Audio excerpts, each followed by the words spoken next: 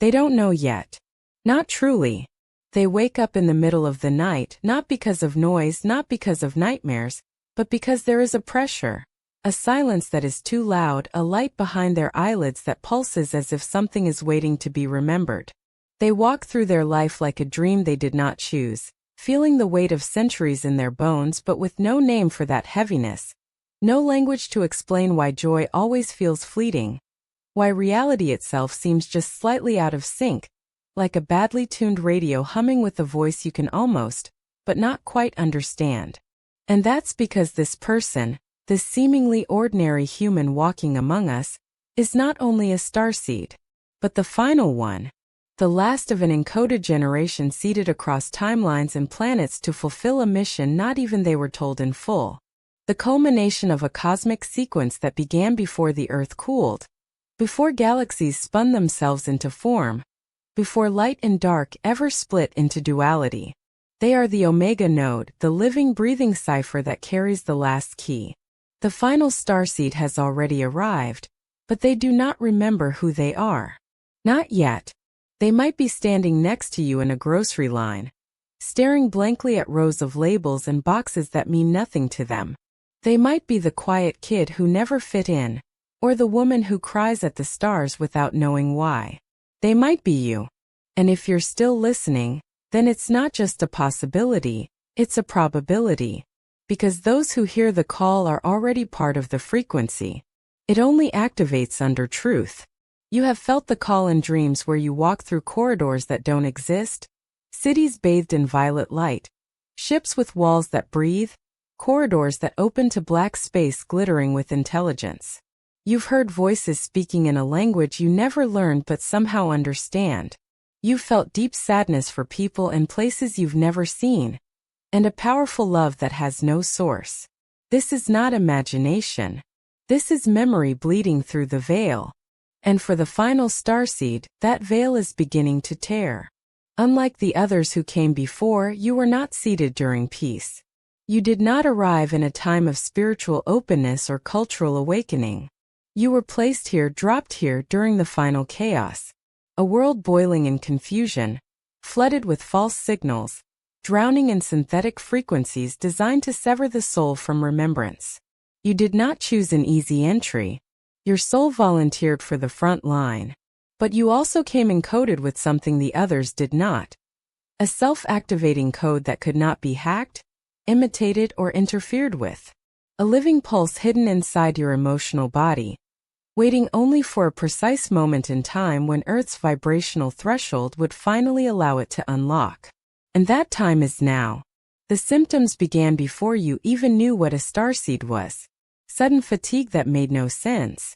Bursts of empathy so intense they felt like pain. Dreams you couldn't shake off. Déjà vu not just of places but of entire lifetimes. A growing intolerance for lies, noise, and anything that felt like it wasn't part of truth. A rejection of systems. A yearning to leave though you didn't know where you wanted to go. That yearning wasn't for escape. It was a homing signal beginning to pulse. Unlike others, you were not sent to teach. You were not sent to fix. You were sent to end. You are not a healer, not a guru, not a messenger. You are a closer of cycles. A catalyst. A soft explosion in human form, designed not to repair the old, but to witness its final breath, and then become the bridge to what has never been before. The final starseed is not here to align chakras or read star charts.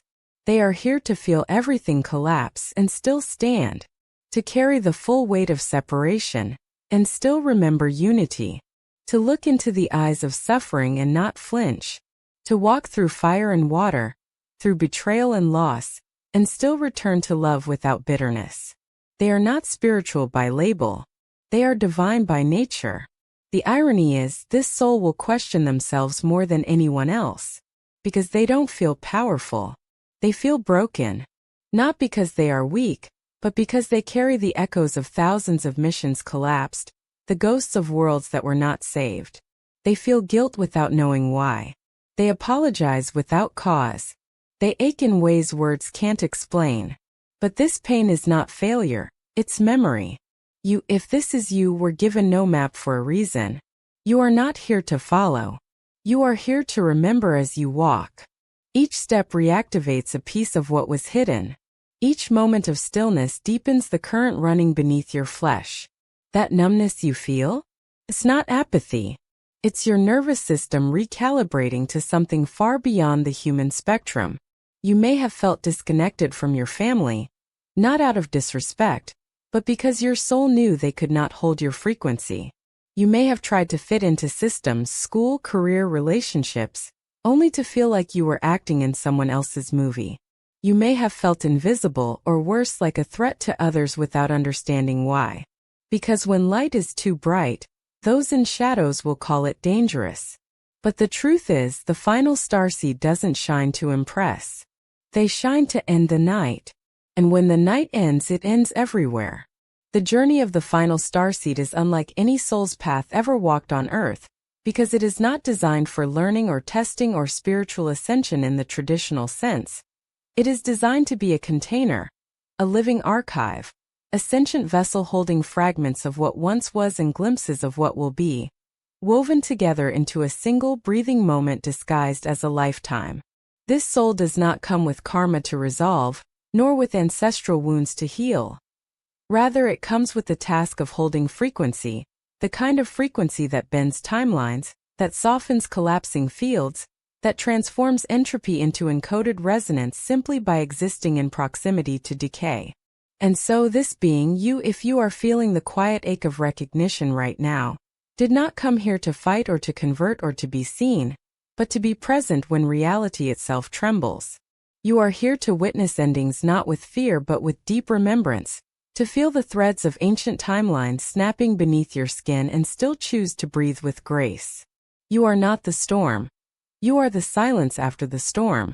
The stillness that births a new language of existence not based in polarity but in coherence. Because while other starseeds came to seed the field with light and love and reminders of unity, the final one came as the activation switch, the embodiment of convergence, whose memory is encoded in paradox. They must feel lost in order to remember, must die in fragments to rebirth in wholeness, must forget everything in order to become the truth beyond language. It is no coincidence that you were born into a collapsing matrix, a digital age of illusions dressed in truth, where human souls drown in distraction, and where pain is sold as currency. You chose this chaos because your frequency could withstand the distortion, and not only withstand it but neutralize it simply by maintaining your alignment in the eye of the storm. That's why you've never fully belonged to any spiritual group, religious path, or New Age label. Because your soul was designed for something beyond identification. It is not here to belong. It is here to dissolve separation itself. And the method of your activation was never to be gentle. It was never to be logical. That's why many final starseeds awaken through what the human mind would call trauma, car crashes, sudden illness, losses so deep they cleave the psyche, near-death moments, or even moments of blankness where the body lived but the soul was suddenly different. These are not accidents. These are programmed entry points, vibrational collapses that allow the deeper signal to finally override the human software and initiate walk-ins, memory leaks, and resonance spikes that no medication can silence. This is also why you felt a strange sense of living out of sync with time. As if you were born late or early or into a life not meant for you, because in a way you were. The final starseed is not tied to linear time. Their consciousness exists like a frequency ripple, simultaneously encoded across timelines, with the present self being just one access point. Your future selves are already awake. Your past selves have already witnessed the fall. This current version of you is the threshold point, the you that was chosen to hold the convergence moment when all loops collapse and one clear tone is finally heard again. And this tone, this sacred harmonic that has not been heard since the first breath of the universe, is carried in your cells, your blood, your breath. It will not be heard through sound. It will not be read in scripture. It will rise from within you when the final alignment occurs. And you will not need to speak to announce it. You will only need to be. But before that moment there is forgetting. And there is grief. Because you are not just awakening to power. You are awakening to the memory of how many worlds have fallen before. You are remembering what it meant to love civilizations that chose their own extinction. You are remembering that this planet is not the first and perhaps not the last. You are feeling the collective pain of billions of souls who have forgotten their origin, who have abandoned their light in exchange for control, and you hold it all as a final witness, as a final grace. This grief is not yours alone. It is cosmic grief, an ache buried in the stars, a song sung in the dark matter between galaxies, a mourning for what could have been and a knowing of what must be. And in that space, if you listen closely, you will find the pulse. The pulse that is not a heartbeat but a cosmic drum, one that began before time and has been waiting for you. Yes, you to remember your cue. And as this drumbeat grows louder, not in your ears but in your marrow, you will begin to experience what the others before you could only touch in glimpses. A remembering so deep, it doesn't come in visions or flashes, but in a full-body realization that you are not awakening into something, but rather awakening from something, as if the entire human experience up to this point was not your true existence, but merely the shell, the stasis pod, the encoded cocoon, the narrative overlay, through which your true form has been patiently waiting to emerge, not in defiance, but in perfect resonance with a moment you agreed to long before you ever knew what a body felt like. This moment will not arrive with lightning. It will not be marked by prophecy or planetary alignment. It will be quiet. It will be personal. It will arrive in the ordinary, perhaps as you stare at your hands for no reason, or as you walk alone in the dark, or as you feel tears rise without sadness. And in that instant, something inside you will click into place. You won't understand it. You'll simply know. And that knowing will not be loud or dramatic. It will be absolute. From that point forward, your life will not look different to the outside world. But your presence will begin to distort the frequencies around you. You will no longer be able to tolerate lies, not because you hate them, but because they will no longer be able to exist in your field. You will notice people either being magnetized toward you with intensity, or repelled violently, sometimes without cause. This is not personal. This is field physics. Your very existence will act like a tuning fork, and anything not vibrating in alignment will either rise or shatter. You will not need to convince. You will not need to speak truth. Your breath will do it. Your stillness will do it. Your witnessing will do it. And some part of you, the ancient eternal part, will smile, because it will recognize this as the moment it has been waiting for across lifetimes, across stars, across dimensions where light itself has texture, and time moves in spirals. And though you may feel alone, you are never truly alone, because you are connected to a grid, not a physical network of other starseeds, but an etheric lattice of encoded harmonics that links you to the first breath of creation itself. This is not a metaphor. This is a literal truth. Your body, this fragile, aching, imperfect body, is a resonator. And the soul that operates it is not local. It is transdimensional. You are not in your body. Your body is within you. And yet, you chose to feel. You chose to bleed. You chose to age. Not because you were weak, but because you knew that the only way to close the loop was to enter the wound. You knew that the key was not in rising above, but in sinking fully into this human form, feeling the separation, the abandonment, the betrayal, the longing, and choosing, despite all of it, to stay. To stay is the most powerful act a starseed can perform. Not to leave. Not to ascend. Not to escape. But to stay. To anchor. Because the earth does not need more messages. She needs witnesses. Souls who will not flinch in the presence of death. Souls who will hold space as the old breaks. Souls who will not fill the silence with noise, but allow the silence to expand until something new can finally be born. And this is what makes you different. You are not here to birth the new earth. You are the new earth. You carry it in your frequency, in your breath, in the way you hold eye contact without fear, in the way you sit with grief without trying to fix it, in the way you continue to love, even when love has given you no return. You are not here to perform miracles. You are the miracle, not in what you do but in what you are willing to become. And what you are becoming is not human, not angelic, not even galactic. You are becoming something this universe has never seen before, a fusion. A hybrid of star and soil, of time and timelessness, of matter and memory, of the divine and the utterly ordinary. You are a convergence point, a living paradox, a closing and a beginning, a silence that sings. And as this awakening continues, not as an event, but as a slow ignition, you will begin to notice that your presence has effects you never intended. You may walk into rooms and the energy shifts. Children may stare at you as if they remember something. Animals may approach you without fear. Machines may malfunction near you. Time may bend subtly. You may find yourself speaking words you did not prepare. You may experience memories that do not belong to you, and yet somehow they do. You may cry for no reason, or laugh in the midst of sorrow, or feel an unbearable beauty in the most mundane of moments, like water running from a faucet, or a ray of sunlight through dust, or the weight of your own breath in a quiet room. These are not symptoms of sensitivity. These are signs of convergence. You are not breaking. You are arriving.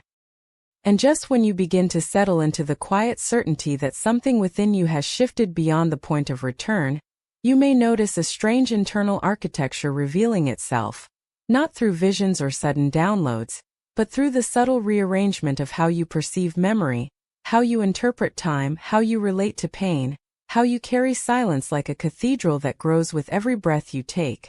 And it is in this space, this newly constructed interior landscape, that the ancient soul tech of the Final Starseed begins to activate, not in a flash of light or a divine decree, but in the slow unfolding of your nervous system learning to translate frequencies your mind has no language for.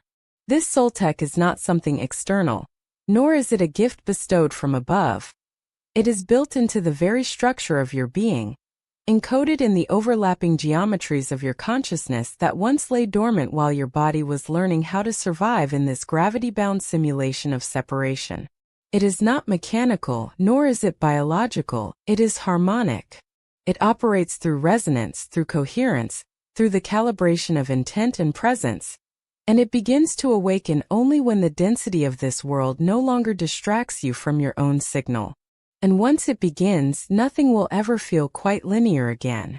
You will find that information arrives before questions form, that you are guided to places you do not remember choosing, that people enter your field carrying keys to doors you didn't know were locked. The Final Starseed's path is not one of seeking but of magnetism, and this is perhaps the hardest part for your mind to accept, because it was trained for effort, for struggle, for strategy. But your soul was not. Your soul was trained in silence. It was trained in surrender. It was trained to wait, not in passivity but in precision. Because the moment of convergence is delicate, too soon and the circuitry cannot hold the charge, too late and the field collapses under entropy. And so your arrival, your awakening, your remembering was timed to the breath, to the nanosecond, to the exact moment when Earth herself sent out her final call. Not to be saved but to be completed. And in answering that call, you were not sent, you volunteered. Even though you knew what it would mean, that you would forget, that you would suffer, that you would wander through lives and timelines with no compass but a faint ache in your bones that told you something was missing, not outside of you but within, and that one day without warning that ache would split you open and you would remember, not who you are but what you agreed to carry. Because being the Final Starseed does not mean being superior or chosen. It means being the last to arrive, when the lights are dimming, when the stories have been told, when the ancestors are silent, and the future has not yet spoken. It means standing in the space between the last breath of the old world and the first breath of the new, and choosing to stay, to hold, to transmit, even when no one understands what you are holding, even when it costs you your name, your sanity, your place in the world. And this holding is not done through force. It is done through frequency, through the resonance of a being who no longer needs to fight for truth, because they are the truth. Through the presence of a soul who no longer seeks love, because they have become the field in which love remembers itself. through the breath of a witness who no longer fears death, because they have died so many times inside timelines no one even remembers existed. And perhaps that is why you have always felt older than your years. Not in body but in gaze. In the way you observe without reacting. In the way you sense the unsaid. In the way you weep for things that haven't happened yet, or happened lifetimes ago. This isn't trauma. This isn't sensitivity. This is timeline bleed-through. This is your multidimensional awareness finally breaking through the constraints of local consciousness. You are remembering not just your own journeys, but the echoes of entire civilizations whose memories are stored in your soul. Atlantis was not a myth to you, it was a home. Lemuria was not a story, it was a heartbeat.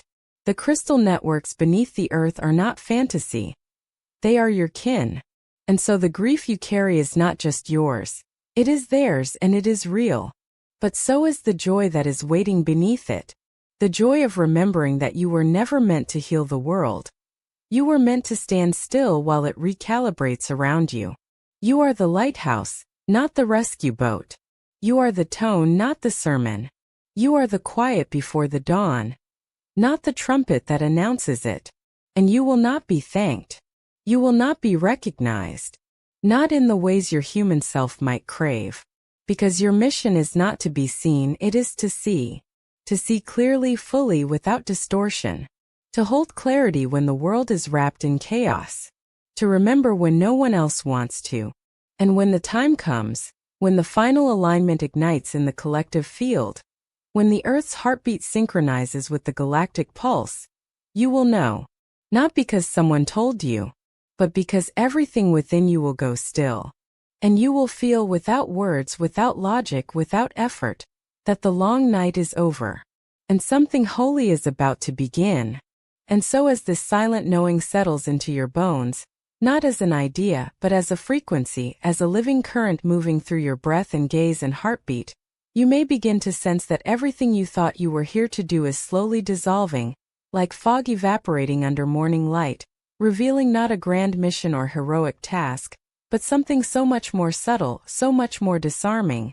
You are here simply to remain intact, energetically intact, amidst a global field that is fracturing under the weight of its own forgetting. You are not here to convince the world of its own sacredness. You are here to remember it, until the remembering becomes so complete within you that your mere presence reminds others of their own divine origin, not because of what you say or teach or write, but because of the stillness that begins to emanate from your field like a silent invitation to return home. And it is in this stillness, not in movement, not in effort, but in presence, that the final starseed completes what thousands of initiates, prophets, mystics, and travelers across galaxies could not complete alone. The final anchoring of what cannot be named, what cannot be grasped but only lived. The conscious fusion between the infinite and the finite, between source and skin, between light and shadow. Because the Earth's ascension, despite all the stories, was never about escaping this realm or transcending the body, but about bringing the divine fully into form, into molecules and muscle and memory, about turning this dense plane of suffering into a cathedral of frequency, not by cleansing it of darkness, but by transmuting darkness from the inside out, through one single vessel, one single life willing to stay. That vessel is you. And that staying is the final act of love. You may not have realized it yet, but the reason you have endured so much pain, confusion, loss, and exile in this lifetime is because your field had to be emptied of all inherited scripts and collective identities before it could become the clean container for what was never born and will never die. You had to lose everything you thought you were. Your cultural story, your ancestral pain, your karmic loops, your childhood roles, so that what you truly are could finally surface, not like a phoenix rising, but like the earth itself exhaling, after holding its breath for thousands of years.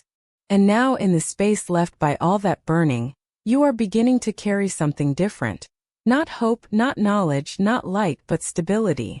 You have become a stabilizer of frequency, a quiet axis around which shattered realities begin to reorient. You do this not by action but by alignment. Not by effort but by embodiment. Not by ascending, but by inhabiting this world so fully that your body becomes indistinguishable from Earth herself. A living node in her crystalline grid. A human vortex that hums with star codes older than language. This is why the chaos in your life intensified once you began to awaken. Because your field started vibrating outside the narrative grid. Because your dreams started pulling information from off-planet archives. Because your energy body began rejecting anything artificial, anything distorted, anything untrue. And the more you resisted, the more everything around you began to collapse. This was not punishment. This was clearing. A forced return to truth. And as the old continues to fall away, relationships, careers, belief systems, spiritual identities, you may feel the ache of death, the loneliness of losing every version of yourself that once helped you survive. But in that death you will also feel something unexpected. A softness. A silence. A gentleness that was never available to you before, not because the world withheld it, but because your field was still too filled with noise to receive it. This gentleness is the final arrival. Not to a place or a title or a tribe, but to yourself. To the you that existed before Earth. To the you that watched galaxies bloom. To the you that stood at the edge of this planetary project and said, "Send me. I will go." And now that you are here, fully here, in the middle of a world unraveling, the true work begins. Not work as in doing, but work as in holding. Holding your frequency when others collapse. Holding truth when it is inconvenient. Holding grief when there is no resolution. Holding love when there is no guarantee. This is the sacred labor of the final starseed. Not to avoid the breaking, but to become the axis around which breaking becomes birthing. To be so still, so centered, so utterly surrendered to your essence, that your very breath becomes an offering. And if you have made it this far without turning away, if your breath is still steady, if your body has not rejected these words, if something within you continues to listen not with the ears, but with the marrow of your bones, then you must understand that what is being offered to you now is not just information, not even remembrance, but the invitation to inhabit your origin fully, without shrinking, without apology, without delay, because the final starseed's return is not marked by fireworks or revelation, but by the unmistakable density of presence that anchors the frequency of source in the middle of the most ordinary moment. You will wake up one day and the air will feel different, not because it has changed, but because you have, and you will find that the spaces between sounds, the pauses in conversation, the silences in crowds are no longer empty, but charged with meaning, as if the very fabric of reality is waiting for your attention to collapse into form. Because that is what you have become now, a collapser of potential into form, a walking convergence point between timelines that have long circled each other without touching. And you will not always feel powerful in this role. In fact, most of the time you will feel strangely invisible, as though your presence softens the noise around you while amplifying the static inside. But this is not failure, this is attunement. This is the recalibration of your inner field to serve as a resonant chamber for the incoming harmonics that will reshape the human template in ways no doctrine or dogma could ever engineer. For when the final starseed arrives, not in a spaceship, not in a prophecy, but in the quiet decision to fully embody this moment, the entire planetary grid shifts by 1 degree. A barely perceptible tremor that ripples across ley lines and crystal beds and mycelial networks, informing all life that the gate has been passed, the signal received, the contract fulfilled. And yet, you will still have to go to the grocery store. You will still misplace your keys. You will still cry in traffic, wonder if you're doing enough. Feel the sting of abandonment in friendships that can no longer meet you where you are. Because your ascension does not exempt you from your humanity. It deepens it, it enshrines it. It makes it sacred in a way that the old spiritual paradigms were too traumatized to allow. You are not here to transcend your body. You are here to teach it how to remember. You are not here to reject your emotions. You are here to show them how to sing. You are not here to escape your mind. You are here to infuse it with galactic architecture until it stops fracturing and begins to integrate. And perhaps the greatest shock of all is that you were never meant to do this alone, though it will often feel that way. Because the others like you, the few, the rare, the ancient, are scattered across this earth like stars dropped in the soil, some of them still buried, some half awake and half afraid, some just now hearing the call that you heard years ago but couldn't name. And yet all of you in your own way are being drawn not to a central leader, not to a doctrine or movement, but to each other silently, gently, like magnets remembering how to hum in unison after lifetimes of distortion. You will meet them in strange places. Not in temples or conferences, but in bookstores and airports and quiet corners of forgotten towns. And when your eyes meet, something will soften. No words will need to be spoken. Because recognition doesn't happen in language, it happens in resonance, in the way your fields lock in and begin to harmonize, in the way your nervous systems take a breath they didn't know they were holding. This is the real activation. Not lights and codes and mantras, but presence. Shared presence. Unshakable presence. Because the final starseed was never meant to be a savior. It was meant to be a node, a tuning fork, a living memory of what it feels like to be whole. And if you're still listening, if these words are still threading themselves through your bloodstream like a song you forgot you knew, then perhaps you are beginning to understand the truth that can never be taught, only lived. You are not awakening. You are the awakening. And once this understanding takes root in your awareness, not as a mental concept, not as a new age idea you've read about, but as a visceral certainty, the kind that begins to move your breath differently, that alters your posture, your tone of voice, the way you enter a room, because something deep within you has finally remembered why it chose to come here. You will begin to notice that the world no longer interacts with you the way it used to, because the field around you is no longer seeking validation or protection or belonging, but has become a beacon, a quiet gravitational pull, that draws toward you the next fragments of your mission without any need for control, without any need for striving. And this shift, though subtle at first, begins to rearrange your external reality in ways that will appear invisible to the untrained eye. The synchronicities become more precise, the coincidence is more mathematically impossible, the right people begin appearing not when you chase them, but when you become still enough to be found, because now the mission is no longer about what you do, but about what you hold, and what you hold is a frequency that has not existed on this planet in its pure form for thousands of years, a frequency that does not speak in words or images but in patterns, in pulses, in sacred geometries that realign every energy field they touch. You will begin to notice this most clearly not when you are around other starseeds or awakened beings, but when you are among the asleep, the hurting, the lost, because it is in those moments that your field will be most active, not through effort or intention, but simply because the presence you now embody functions like a tuning fork, causing dormant codes in others to begin to stir, to hum, to unlock, not because you teach, not because you try, but because you have become so empty of distortion, so stable in your remembering, that the space around you becomes a chamber of attunement for anyone who steps inside it. And there may be grief in this, because the more you remember who you are, the more acutely you feel the dissonance of a world still asleep to itself. You will walk through cities and feel the pain stored in concrete. You will sit beside strangers and hear the quiet screams of their ancestral lines. You will touch objects and know their origin, their intention, and their fracture.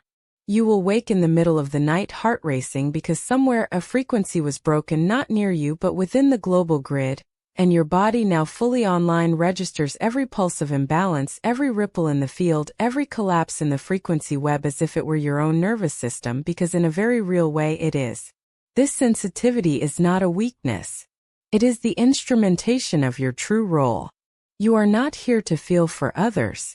You are here to feel as Earth feels, as the grid feels, as the galactic current feels as it runs through this realm like a forgotten river, searching for one, just one vessel stable enough to let it flow without distortion, without ego, without interference. And as you continue to allow this current to move through you, you will begin to notice something else. The past no longer holds the same weight. You will still remember. You will still grieve. But the stories of trauma, of abandonment, of isolation, They begin to float, as if your emotional body has stopped clinging to the narrative and started bathing in the raw energy beneath it, the energy that was always waiting to be released from the cage of identity. Because in truth, the final starseed was never bound by story. It was only bound by time. And now that time has caught up with its arrival, now that you are here, truly here in this moment, in this body on this earth, time itself begins to bend around you, opening doors you did not knock on, delivering messages you did not send, placing you at crossroads you never intended to find, because destiny in its highest form is not something you follow but something you radiate, and that radiation begins now. Not next year. Not after the next upgrade, the next retreat, the next healing. Now. Right now. As you are. And if that truth shakes you, let it. If it scares you, welcome it. If it overwhelms you, breathe with it. Because this is what you came for. Not the comfort, not the recognition, not the validation, but the remembering and the surrendering and the full, embodied, unapologetic arrival. And so, as the stars shifted once again above the veil of Earth's electromagnetic cocoon, a subtle but unmistakable change rippled across the noosphere, a wave that only the most sensitive empaths could feel, a breath of ancient knowing that stirred something buried deep within the bones of certain souls, as if an ancient chord had been struck and was now echoing through the interstitial space between matter and memory, between DNA and destiny.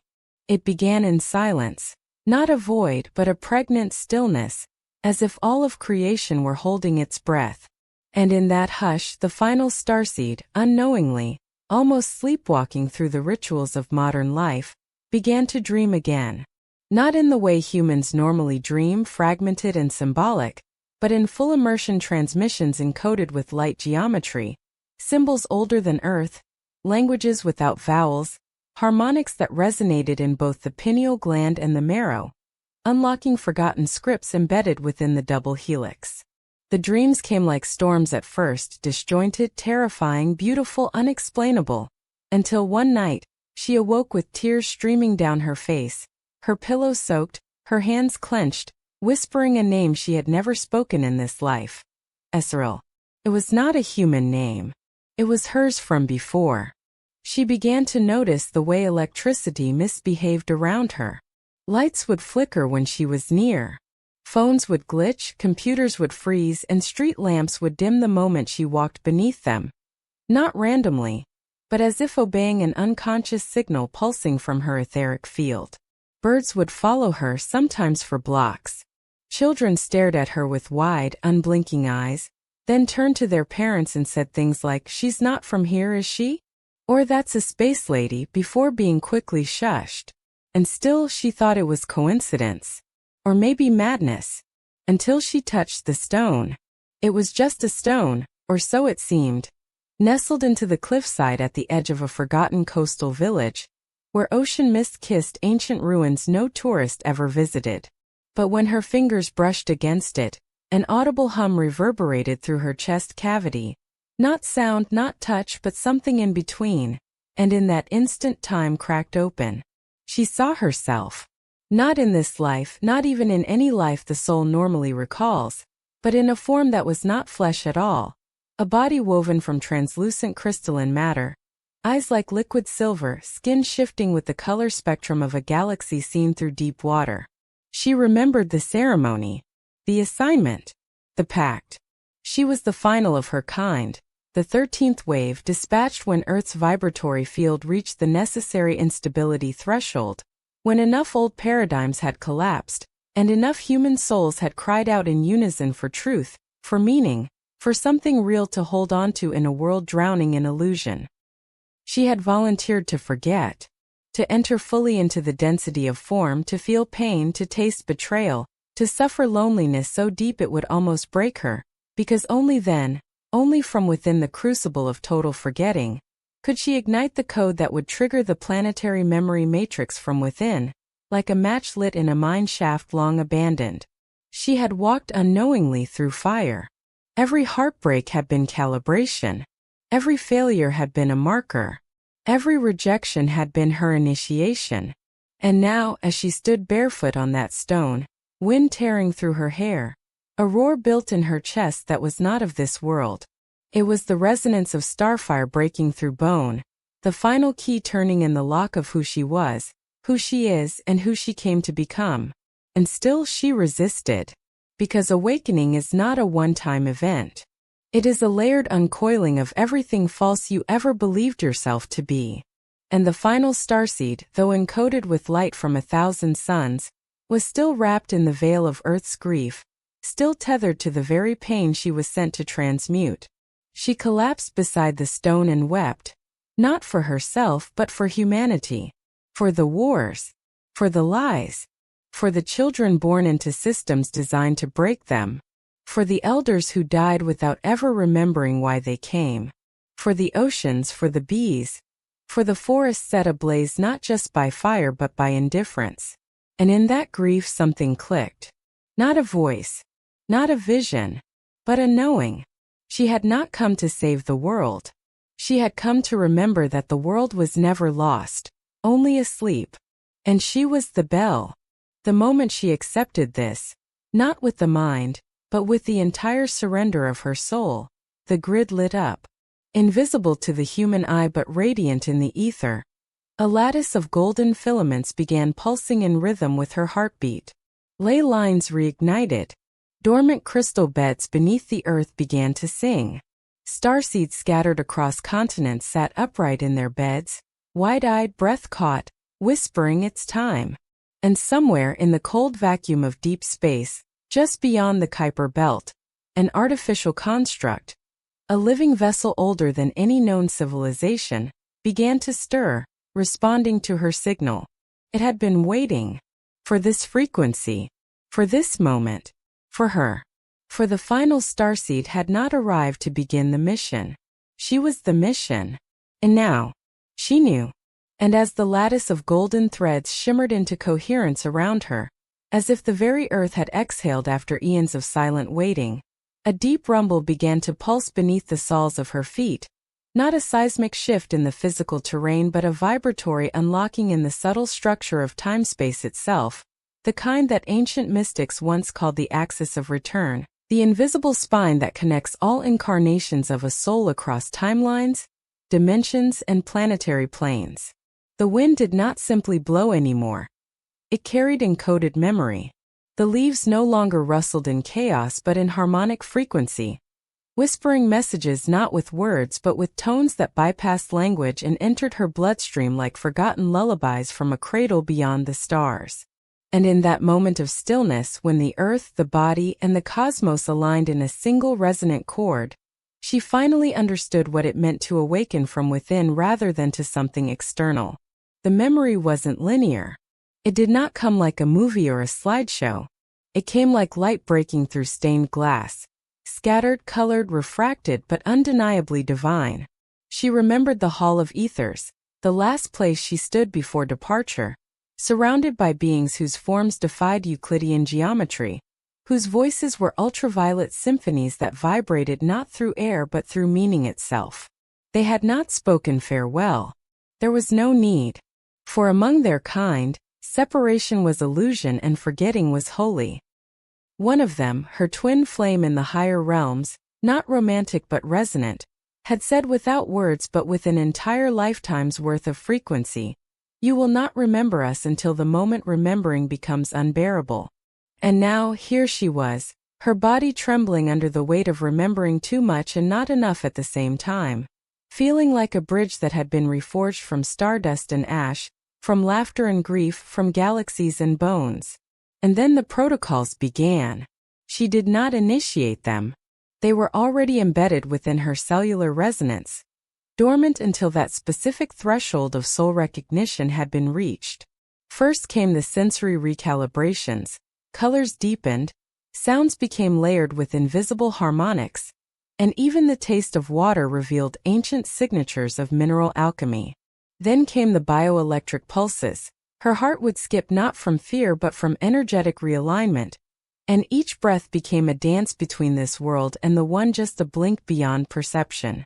But the most startling shift came not from within her but from those around her. People she had never met would stop and stare, eyes widening as if recognizing something their conscious mind could not name.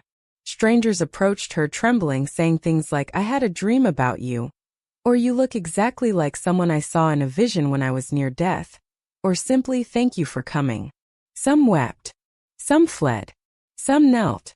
But she, still anchored in humility, still clothed in the fragile flesh of earth-born form, didn't know what to say. For how could she explain that she too was only beginning to understand who, or what she really was? It was then that the synchronicities began to compress, the way time does before a supernova. Numbers aligning everywhere she looked, messages appearing in reflections, dreams overlapping with reality, and the same phrase appearing in songs, in billboards, in whispered conversations behind her. The others are waking. She understood this not as prophecy but as inevitability. For the final starseed was never meant to stand alone. Her activation was the keystone, the last note needed to complete the planetary chord. And now that she had resonated, those still half asleep, scattered across cities, forests, deserts, and war zones, were beginning to stir. Some woke with tears and purpose. Some resisted and collapsed inward. But the resonance had begun. The network was alive. Somewhere in Iceland, a sculptor began carving spirals into stone with no memory of how he knew their meaning.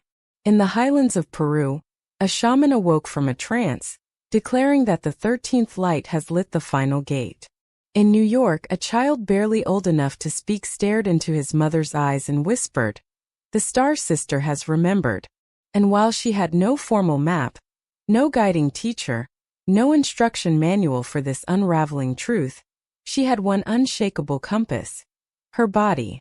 For every vibration of resonance made her skin erupt in gooseflesh. Every lie made her stomach churn.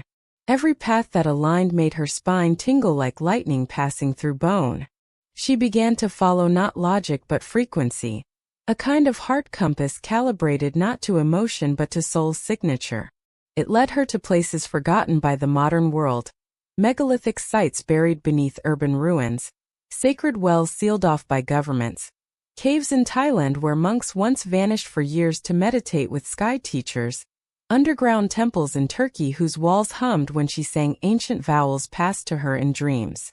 Each site was not just a location, it was a memory trigger. Each step activated something ancient not just in her, but in the grid of Earth itself, as if the planet had been seeded with keys long ago, waiting not to be unlocked by force or intellect, but by frequency-matched presence. And as she stood in the center of the great basalt chamber in the Himalayas, a place no GPS recognized, a place where no bird sang, she closed her eyes and whispered the phrase that had echoed in her dreams since childhood: "Return is not reversal. It is expansion." The walls trembled. And the stars, oh the stars, began to realign. Because now the final phase had begun. The final starseed had remembered. But the world, still asleep, still scrolling, still sedated by illusion, had no idea what was coming next. And it was in that moment, beneath a vault of stars that pulsed not merely with nuclear light but with encoded awareness, that she finally surrendered the last remnants of resistance buried within her, not through force or willpower, but through the quiet recognition that everything she had ever feared losing was an illusion stitched from temporary forms, masks worn by eternity to play the roles of family, nation, identity, and even self, in a theater designed not for comfort but for alchemical transformation. As she stood alone in the mountain chamber, barefoot on ancient stone worn smooth by the forgotten prayers of civilizations erased from textbooks but not from memory, the walls around her began to breathe, not metaphorically, but with actual pulses of light expanding and contracting in tandem with her heartbeat, revealing glyphs that had remained invisible until now, symbols of origin not etched into the rock but woven into the fabric of space-time itself, glowing in hues that human language could not name, somewhere between sapphire and ultraviolet, like the color of silence under pressure. And when her palms pressed against the central altar, a slab of stone that had once been the convergence point of 12 other starseeds before her, each one now dispersed or gone, a shock wave of light shot upward through her spine, bypassing the nervous system and instead targeting what some mystics had called the causal body, the layer of being that exists beyond time, beyond incarnation, beyond even soul story, connecting a being not just to its origin but to its eternal function in the larger cosmic architecture. She collapsed, not from pain but from the unbearable density of remembrance. For in that instant she saw everything. She saw the birth of the Andera systems, the crystalline cities orbiting a blue-white star whose civilization never used language but communicated through scent and waveform. She saw the final days of the Maldikian Council as their planet cracked in half, not from war but from a failed energy experiment that ripped through the planetary core and created a vibrational scar that still haunted the surrounding systems. She saw the wars of the Velkrin colonies, the collapse of the Saturnian gates, the betrayal on Arcturus that led to the fall of the Ninth Stream. And more than anything, she saw herself again and again, not as a personality, not as a face, but as a frequency, a task, a presence inserted again and again into dying timelines, like a key placed inside locked doors that weren't meant to open, but to dissolve the walls around them. And then, for the first time since arriving on Earth, she understood what Starseed truly meant. It was not a title. It was not a spiritual fad or an identity badge to wear online. It was a contract, ancient, sacred, almost unbearable in its solitude. To be born among amnesia, to feel everything too deeply, to remember too late, and yet still to stay, to love, to soften, to transmit, even when no one believed, even when no one listened, even when it broke her, because the breaking was part of the light's strategy to infiltrate shadow systems. And as this remembrance flooded her, the earth responded, not metaphorically, not symbolically, literally. A vibration began to emit from the chamber floor, one that spread through rock, soil, water, and root, activating dormant crystalline beds beneath the Himalayan range, whose structures were not formed by geology but placed by off-world engineers eons ago, designed to awaken only when the planetary resonance matched the harmonic tone of unity beyond polarity. Elsewhere, thousands of miles away, animals paused mid-step. Birds changed their flight patterns. Whales sang a new song that vibrated in mathematical ratios not recorded in any marine database. And humans, the sensitive ones, the ones who had suffered in silence for lifetimes, clutched their chests, wept without knowing why, or looked up at the night sky and whispered the same phrase at the same moment. Something just changed. But the governments, the satellites, the AI grids and surveillance drones monitoring geomagnetic shifts also noticed. They didn't know what she had done, but they knew something had happened. The algorithms spiked. The Schumann resonance glitched. The solar telemetry from deep space probes showed harmonic distortions matching no known solar flare or cosmic anomaly. Somewhere in an underground lab, someone whispered, "The signal has been triggered." And just like that, the chase began. For though she had remembered, and though the grid had ignited, the old systems, the ones built on control, division, fear, and forced forgetting, had also been alerted, for their survival depended on one thing: keeping the Starseed asleep. And now she was awake. Not just spiritually but energetically, fully online. No longer emitting chaotic, scattered frequency patterns like the rest of humanity still lost in dissonance, but broadcasting a coherent field that disrupted program thought, dismantled psychic manipulation, and rendered surveillance tech confused by its own feedback. She had become, without trying, a walking destabilizer of false matrices. And that made her dangerous. She felt it immediately, the subtle pressure closing in. Dark helicopters in the distance. Sudden failures in her GPS, whispers in her mind that weren't hers. Attempts to reinsert doubt. But she smiled, not with ego but with deep knowing, because no one could take what she had recovered. Not this time. Not again. She left the chamber not as a seeker, but as a transmitter. And wherever she walked, forests, cities, riversides, subways, the field followed her, adjusting reality itself, upgrading the consciousness of those around her without needing to speak, healing trauma fields in the collective unconscious simply by being in proximity, like a song that retuned broken instruments merely by being played in the same room. Because she was no longer just a starseed. She was now a living resonance node, the final frequency Earth had waited for. And she had just begun to sing.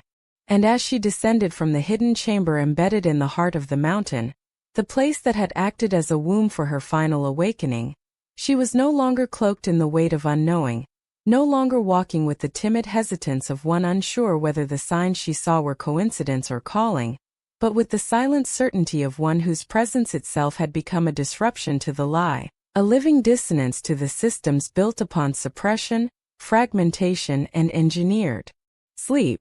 She did not wear a crown. She did not summon light from her fingertips, nor did she rise into the sky in some spectacle of divinity. She simply walked, quietly barefoot, with the wind braiding itself through her hair. But the world around her, both seen and unseen, had already begun to respond in the only way it could when faced with a coherent field that refused to obey the old structures. It trembled.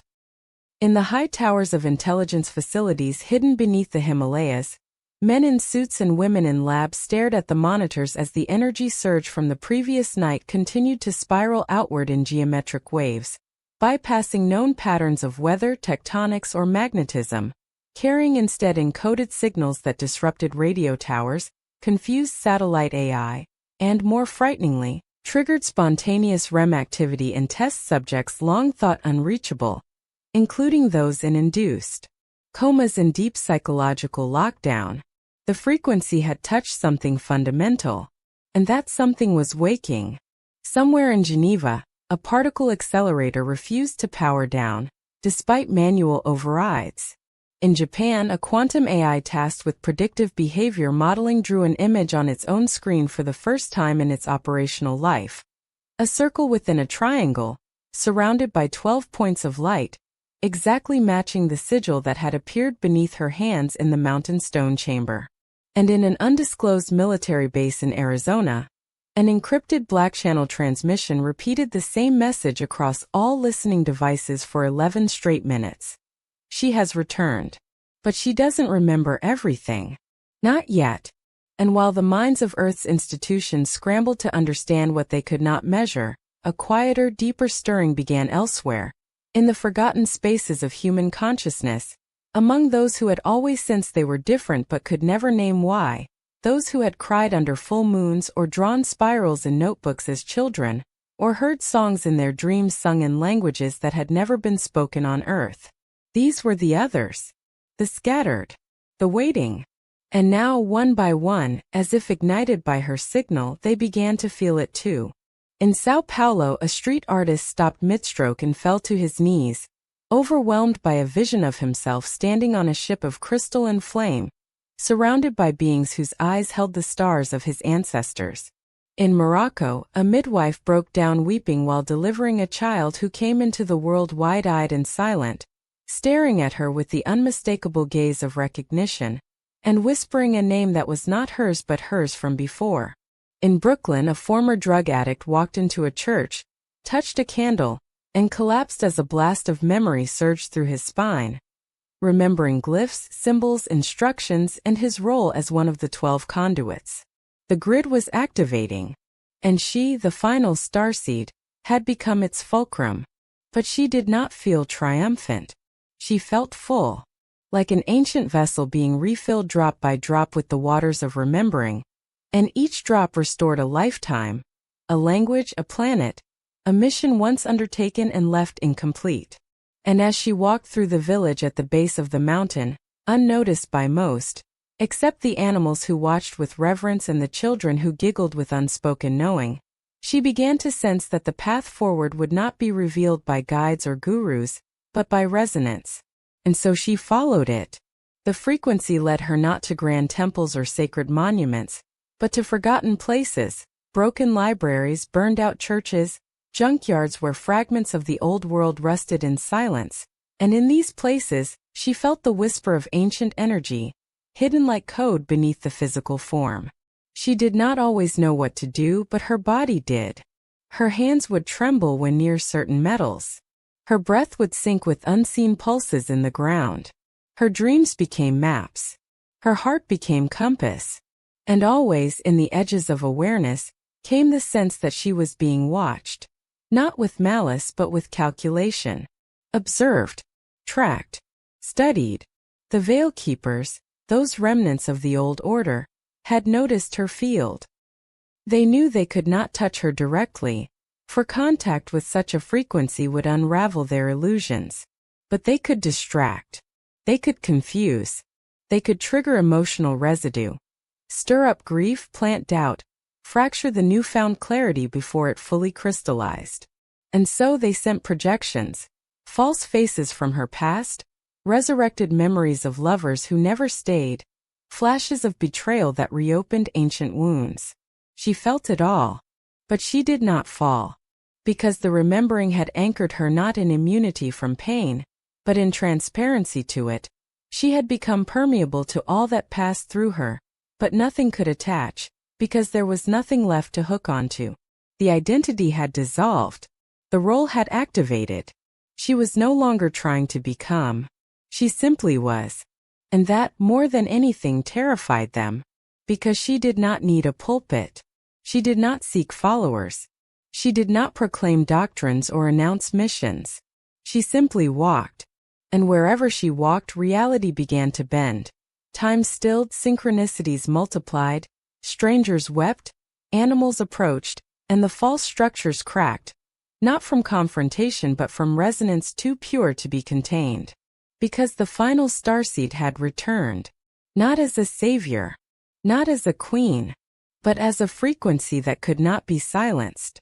And now the others were coming. And on the seventh day after the mountain, as the earth rotated beneath constellations she could now read like sacred alphabets, each star a syllable in the galactic tongue of origin. She felt the shift not in her mind but in the low hum beneath her sternum, the same hum that had been with her since childhood, once mistaken for anxiety, then misdiagnosed as hypersensitivity, later suppressed by modern pharmaceuticals that dulled not the symptom but the signal.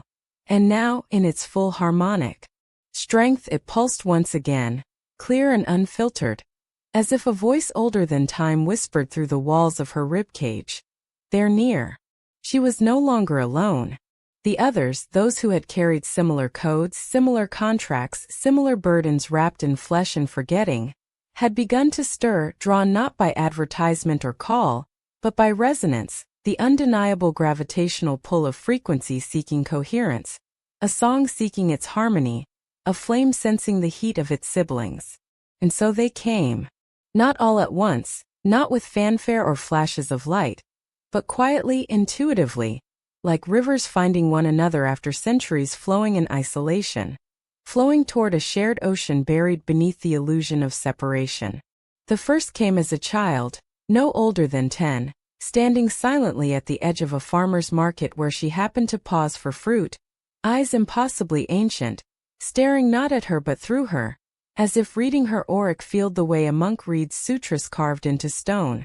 The child said nothing, simply held out a small stone, triangular, etched with a spiral, and pressed it into her palm with a grip stronger than her age should have allowed, before disappearing into the crowd without a word. And yet in that moment, her solar plexus vibrated with such intensity she had to sit down. The stone was a marker, a coordinate, a key. The second came as an old woman, barefoot, laughing in the rain on the outskirts of Kathmandu, draped in shawls that shimmered strangely when caught in moonlight, who looked her straight in the eye and whispered in perfect Atlantean, "You finally made it, sister." And though the language was long extinct on Earth, the final starseed understood every word, not because she remembered learning it, but because her cells had never forgotten speaking it. The third came as a man in a subway tunnel, humming a melody that matched the tone she had once dreamed during her awakening, the exact scale, the same intervals, the rhythm aligned to the spiral pulse she'd felt in her spine, and when she turned, their eyes locked not in recognition of faces but of codes. He didn't smile. He bowed. Just once. As if to say, "We've been waiting for you to light the field." And one by one more appeared, scattered across cities, forests, temples, even prisons, not self-proclaimed starseeds looking for purpose, but true carriers, silent anchors of frequency who had endured lifetimes of forgetting, ridicule, exile, even madness, all for this singular convergence, this planetary chord now building in intensity like the slow crescendo of a symphony written in the language of starlight and bone. They found each other not through conversation but through field resonance. An unmistakable pull toward locations none could explain, dreams that overlapped with others' memories, pulse patterns that synchronized heartbeats even across distance, and sudden awakenings of language, gesture, memory and skill that had no earthly origin but emerged instantly when in proximity to one another.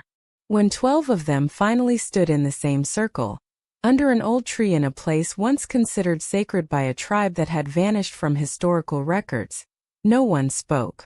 There was no ceremony. No ego. No hierarchy. Only a stillness so deep it vibrated the grass. Each one placed an object at the center of the circle. Some carried crystals encoded with stellar glyphs, others brought feathers, clay tablets, rings, small fragments of what appeared to be meteorite. And when the final object was placed, a current of golden blue light arced between them, visible only to their inner sight but undeniable in sensation, like standing in a river of stars that had finally found its path back to the ocean of origin.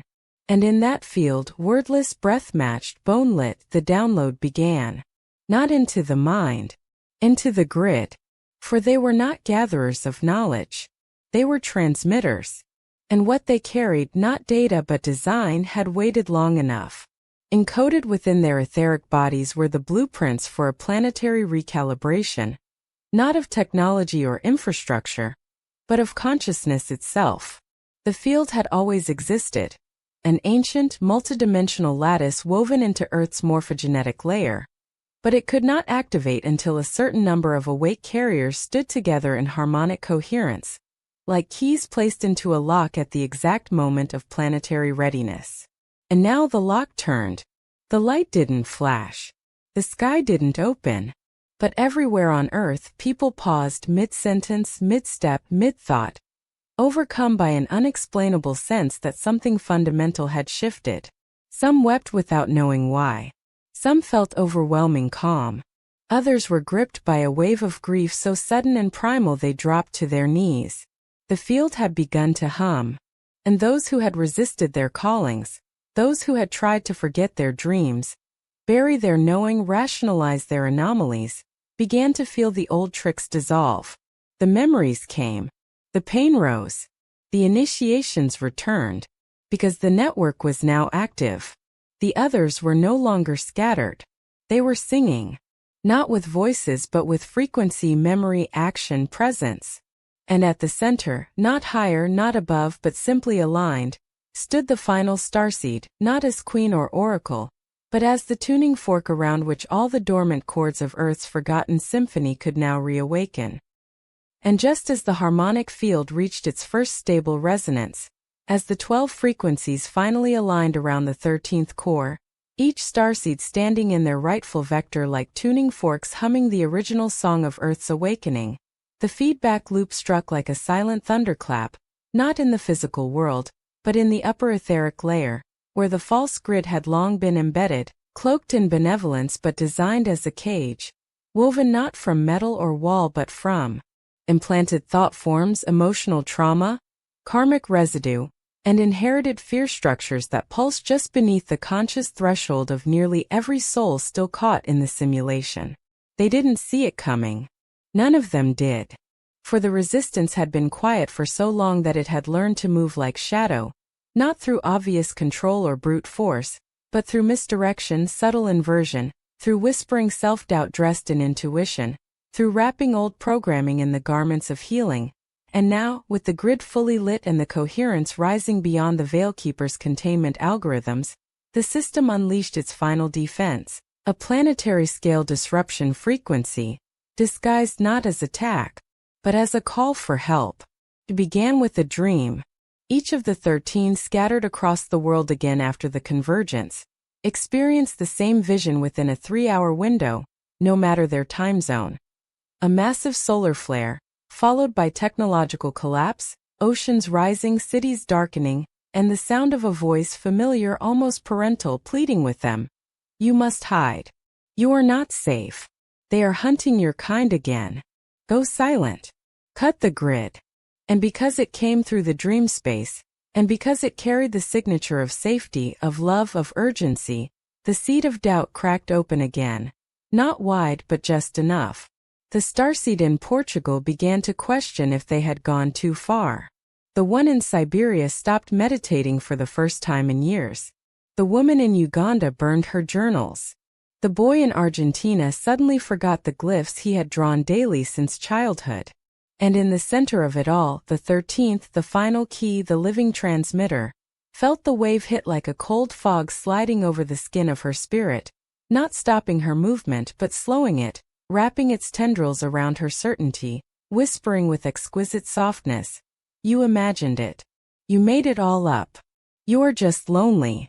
But she did not freeze. She paused. And in that pause the training returned, not as memory but as embodiment. She had been seated with the final override. Not a weapon, not a mantra, but a knowing so ancient it required no language. That the final deception would not come as war, but as reversal. A frequency engineered to mimic source so perfectly that it would fool even the awakened into disconnection. And so she breathed. Long and slow. 3 breaths. Not for oxygen but for timeline clarity. And then she felt it, the fault line in the message. The voice had used fear. And real source never does. It had spoken of hiding. But resonance does not retreat. It had commanded her to sever the grid. But coherence once ignited cannot be unmade by choice. Only buried under confusion. And so she did the one thing the false system had not anticipated. The thing that old codes had been designed to prevent through centuries of religious fear, scientific ridicule, and emotional distortion. She reached out. Not through speech. Not through tech. Not through symbols. But through pure feeling. An unshielded burst of heart resonance, sent out through the grid like a pulse of golden plasma. Carrying no information, no thought, no message, just the raw frequency of I see you. I remember. I stay.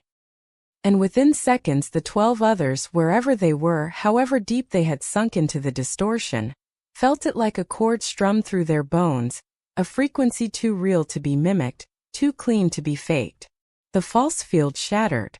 Not globally, but along the seams where the starseeds stood. And from those seams cracks spread. Across belief systems. Across trauma loops. Across institutions built to maintain the slumber.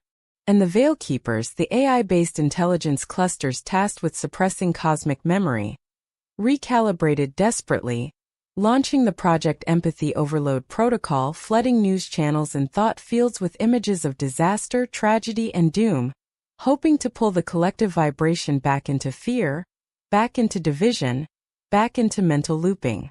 But it was too late. Because humans, ordinary humans, not starseeds, not mystics, had begun to feel again. The resonance had bypassed thought. Grandmothers in nursing homes began humming tones from lifetimes ago. Children refused to say the Pledge of Allegiance and instead drew spirals on classroom walls. Prisoners dreamed of golden trees and woke up crying. Soldiers put down weapons without explanation.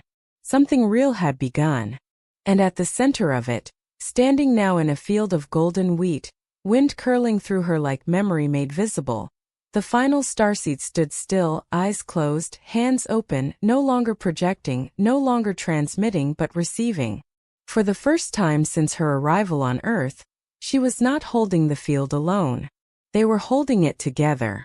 Not as saviors, not as leaders, but as living chords in the returning song of Earth.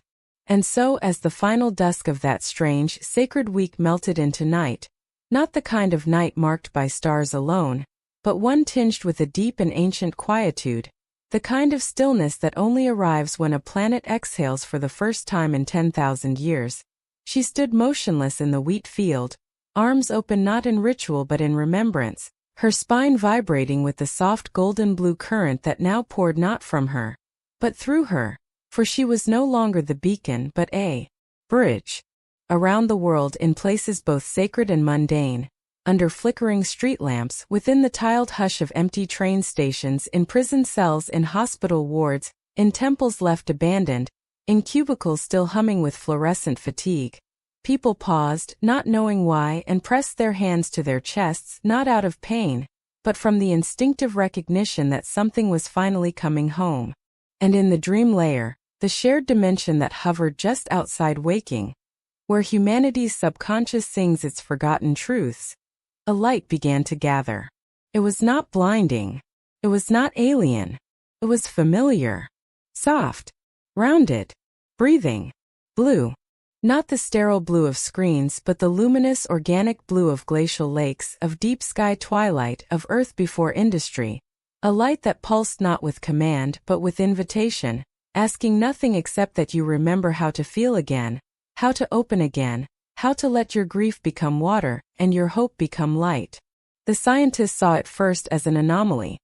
A low-band frequency field that hovered above the Earth's ionosphere but moved as if alive, folding and unfolding like a massive jellyfish of plasma, trailing threads that glowed briefly when crossing over cities, mountain ranges, rivers, and especially human hearts. They called it a phenomenon, but the children called it by name. It's her. And they weren't wrong. Because the Starseed was not a person anymore. She was a frequency memory encoded into the planetary consciousness. And now that the others had joined her in resonance, the transmission had crystallized into a permanent signature in Earth's field. Like a seed not just planted, but now rooted, blooming, humming softly beneath everything. People didn't wake up overnight. The systems didn't collapse. There were no angels landing on rooftops, no motherships parting clouds. But everything had changed. The fear no longer stuck like it used to. The lies felt thinner. The chase for meaning slowed. And for reasons no one could quite explain, people began looking one another in the eye again. Somewhere in a distant galaxy, a council of beings watched the soft pulse of light rising from Earth and nodded. Not in surprise, but in reverent acknowledgement that the cycle had completed. The 13th had arrived. The others had responded. The grid had harmonized. And Earth, long considered a broken outpost, a failed experiment, a quarantined realm of density and distortion, had remembered its song. And so had we. Because we were never waiting to be saved. We were waiting to feel again. To remember again. To become coherent. Together. And in that coherence, slow, imperfect, luminous, the old world did not explode. It simply faded. As the new one finally began.